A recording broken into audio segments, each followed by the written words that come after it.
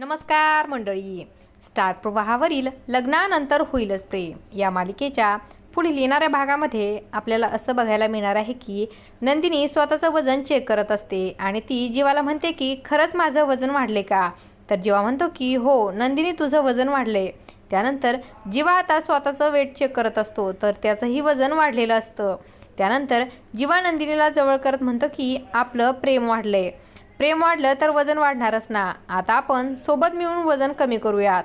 त्यानंतर नंदिनी आणि जीवा सोबतच वर्कआउट करू लागतात आणि ते वजन कमी करू लागतात. तर दुसरीकडे आता काव्या म्हणते की बरेच दिवस झाले अनिशाला फोन केला नाहीये. त्याचमुळे पार्थ काव्या होळीच्या शुभेच्छा द्यायला अनिशाला फोन करतात. पण मात्र इकडे अनिशाचं एक वेगळंच रूप आपल्याला पाहायला मिळतं. एरवी काव्याची पूर्णपणे साथ देणारी आता अनिशा पूर्णपणे बदललेली आहे.